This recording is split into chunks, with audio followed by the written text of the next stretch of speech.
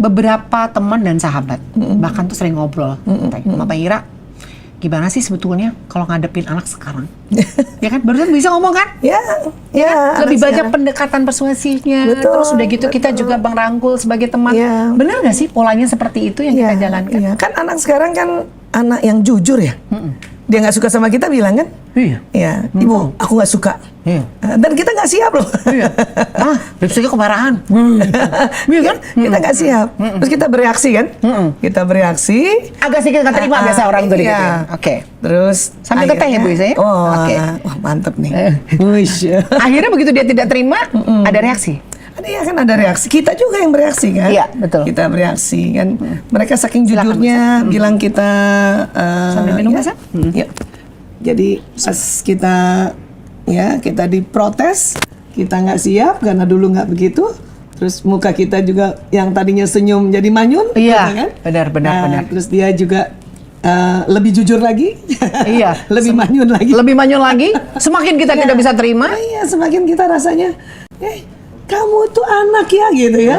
Ini ibu, kayak gitu kan. Oh, oke. Akhirnya kan kita jadinya malah konflik, bertengkar dan akhirnya nggak ada solusi kan. Iya. Nah ini akhirnya kalau sekarang ya kita lihat-lihat kayak gini, harus siapa yang ngalah kan? Harusnya gitu kan. Betul, Nah, betul. sebetulnya bukan ngalah sebetulnya. Harus siapa yang mau ngerti. Kita kan Catatan tuh ya, bukan mau ngalah tapi mengerti. Mau ngerti. Dan memahami mungkin lebih tepatnya. Iya, setelah ngerti baru paham kan. Mereka belum pernah jadi usia kayak kita kan. Iyalah, Iya. pasti cara berpikirnya juga berbeda Bu Isa. Nah, kita yang turun yang bisa. Downgrade, upgrade, kita cari supaya posisinya lebih kurangnya equals dalam hal ini. Paling nggak sama frekuensinya gitu ya.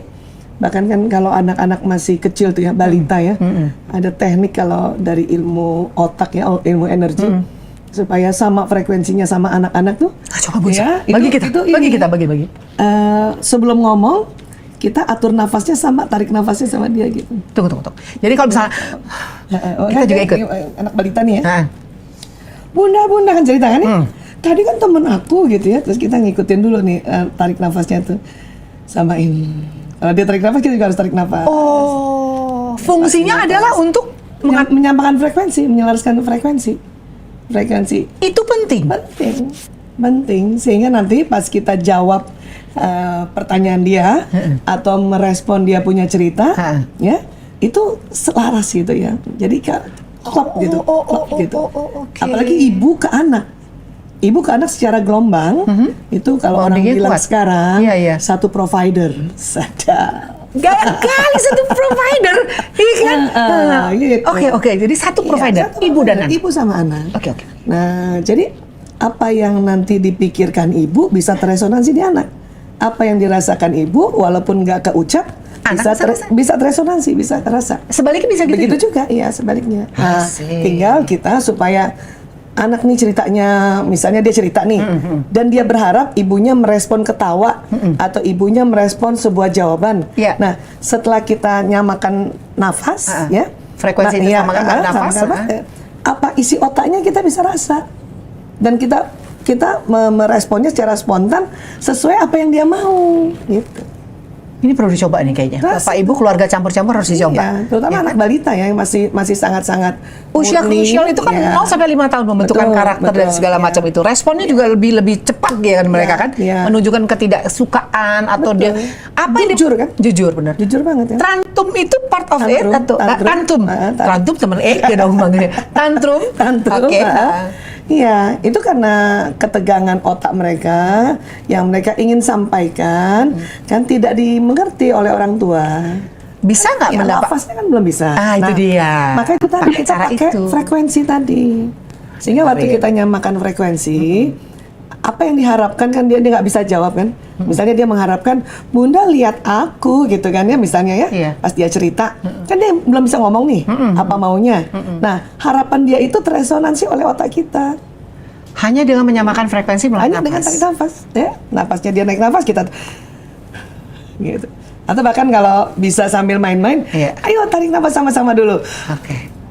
Oke. Saya kadang-kadang melakukan itu juga, tarik napas kalau datang ke studio Bu Isa. Lantai 3 Bu Isa. Bener, saya tarik napas Bu Isa. Nggak begitu. Mari kita samakan pernapasan itu. Tapi ini ilmu yang luar biasa yang banyak sekali mungkin orang tua, khususnya orang-orang muda ya, yang baru berkeluarga, betul. baru saja membesarkan anak-anaknya di usia-usia dini, ya kan, gitu kan? Ya, Kalau perlu belajar tuh. Oke, kalau misalnya menyamakan frekuensi, tidak hanya pada anak, silakan Bu Isa. Ini juga kue, bukan pajangan Bu Isa. Nah ya, ini boleh diminum, boleh dimakan, juga boleh dinikmati. Bu Isa, masalah tadi persamaan frekuensi. Oke, kalau persamaan frekuensi itu tidak hanya kepada anak-anak misalnya. Kalau kepada pecandu narkoba, bisa nggak? Candu narkoba ini dia banyak faktor ya, banyak faktor penghalang sebetulnya. Karena pada saat masih aktif pakai, karena dia menggunakan chemical atau kimia, jadi banyak di dalam otaknya dipengaruhi oleh kimia, sehingga dia punya pola pikir, pola perasaan, pola perilaku, itu terpengaruh dari kimia. Jadi bukan aslinya. Bu Isa nih kalau misalnya ketemu orang tua yang anaknya kena narkoba dan masih belum diproses, saya suka bilang, ibu tuh lagi ngomong bukan sama anak ibu. Ya. Itulah chemical yang ada yang dia nikmati dalam tubuhnya dia, yang berperan aktif. Dinding penghalang terhadap resonansi apa harapan ibunya, apa harapan orang tuanya gitu. Jadi saya bilang ya, kan mereka bilang begini kan, susah banget ya ngomong sama anak pecandu nih. Ya emang bukan anak ibu sekarang itu. Perlu nggak dilakukan penyamaan frekuensi tadi? Sebetulnya masih belum bisa kalau kita belum detoksifikasi dulu si anak. Oke. First step adalah detoksifikasi. Right after we know kalau anak ini adalah pecandu, dia adalah bukan dirinya. Satu itu. Bukan dirinya. Dia ada barrier penghalang kimia tadi. Makanya kayak orang tua tuh kayak ngomong sama tembok tuh. Jadi ngomong dia nggak dengar. Lelah hatiku, sudah lelah hatiku. Betul. Sehingga makanya kan ada proses ya, untuk kalau terapi narkoba ini ada proses. Kayak apa sih? Ya proses pertama detoksifikasi ya. Bisa antara 10 hari sampai 14 hari. Nah, baru tuh setelah itu baru bisa diajak ngomong, baru bisa dikasih nasihat sedikit-sedikit. Perjalanan untuk proses detoksifikasi apa aja nih yang dilakukan di sana Bu Isa? Tergantung. Di Kalibata kan masih ada di tempat rehab. Iya, rehab. Tergantung kalau misalnya kita tidak berbasic hospital, kita biasanya pakai metodenya namanya simptomatis. Artinya gini, jadi kan orang putus zat ini atau orang bilang withdrawal syndrome ini, gejala putus zat ya. Itu muncul macam-macam. Hari pertama ada anak yang nyeri badannya, kita kasih anti nyeri gitu. Ada yang misalnya hari kedua, ini karena candu kan? Karena candu. Kita putuskan kan? Berhenti kamu nggak pakai. Nanti kamu nggak pakai, muncul tuh. Ada hari kedua muntah-muntah misalnya, dikasih obat untuk anti muntah-muntah. Ada yang nanti diare, dikasih obat diare, itu namanya simptomatis gitu. Nah, jadi atau bahkan kalau bukan berbasis hospital gitu ya, langsung rehabilitasi, kita pakai teknik yang ada istilah kita tuh internasional tuh namanya cold turkey. Ya, turkey apa namanya? Kalkun. Iya, kalkun yang kedinginan. Itu kan pori-porinya kan terbuka. Nah, anak-anak withdrawal, terutama withdrawal yang karena golongan opiat itu merinding kan, gitu ya. Persis kayak turkey yang habis dikulitin itu yang mau dibuat Thanksgiving gitu. Muncul itu kan pori-porinya ya. Nah itu teknik yang dia tidak dikasih obat apapun, jadi dia tahan sakit, pokoknya tahan segalanya ya, tahan cemas, tahan gitu ya, selama seminggu. Nah itu ditemenin ngobrol, ditemenin dipijetin lah, pakai tradisional lah kalau gitu. Dari ini semua dua cara ini tadi, mana yang paling dianggap paling efektif Bu Isa? Sebetulnya memang kalau mekanisme obat sendiri, asal nggak pakai lagi ya, misalnya dari kemarin-kemarin pakai nih, hari ini berhenti terakhir ya, diobatin atau enggak, kalau dia hari ini berhenti, hari ke-10 udah bersih badannya gitu. Cuman nunggu hari ke-10 itu kan ada sakit. Proses itu yang tadi simptomnya, cemas, khawatir. Nah, kepengennya kabur aja tuh, ya kan? Karena kepengen lagi pakai lagi gitu kan ya. Nah, kecanduan ya. Bu Isa, gimana sih disitulah. rasanya ngadepin pasien seperti itu? Wah, di awal-awal, Bagaimana? Iya, di iya. awal-awal kan karena belum terbiasa, kemudian kompleks ya. timnya belum banyak. Iya, iya, iya, Oh, iya. itu nguras banget itu. Nguras Tenaga, pikiran, pikiran, semuanya. tenaga, Waktu. iya waktu, nguras perasaan. Iya ya, benar-benar ya. Iya kan? Kan kita sudah, misalnya kita udah layani ya, dengan lembut, dengan Iya. baik, tapi mereka bentak-bentak lah, mereka lempar barang. Mereka gitu. defense, Iya. mereka ada semacam kayak apa action yang Iya, karena mau ekstrim. kabur aja, mau pakai lagi. Dia mau Iya. keluar dari rehab, Iya, tempat iya, rehab. mau cari lagi drug seeking behavior-nya tuh yang sangat dominan dan ingin pakai lagi kan. Nah, kalau nanti dia pakai lagi kan percuma tuh mau Iya. dibersihinnya. Nah, tahap detoksifikasi aja itu baru tahap awal. Abis itu harus rehabilitasi. Nah, rehabilitasi ini yang lama nih. Oke, pra-rehab, abis itu rehab. Iya. Rehabnya berapa lama lagi dan sebagainya? Lama Banget ya. Tergantung dari kondisinya sang anak. Betul, Bagaimana tergantung. aktifnya anak bisa berkomunikasi, diajak bekerja sama Iya. atau Sama berdamai. juga lamanya dia pakai. Dia lah pakai misalnya 5 tahun gitu kan. Itu prosesnya iya, lama juga? 5 tahun. Harusnya kan kalau dia jungkit-jungkitan tuh ya, misalnya nih punten ini kan jungkit-jungkitan ya. Iya. Kalau di sini 5 tahun kan harusnya ini makainya 5 tahun. Harusnya dipulihkannya 5 tahun gitu kan. Iya, Baru biar equal sama. Ya. Ah.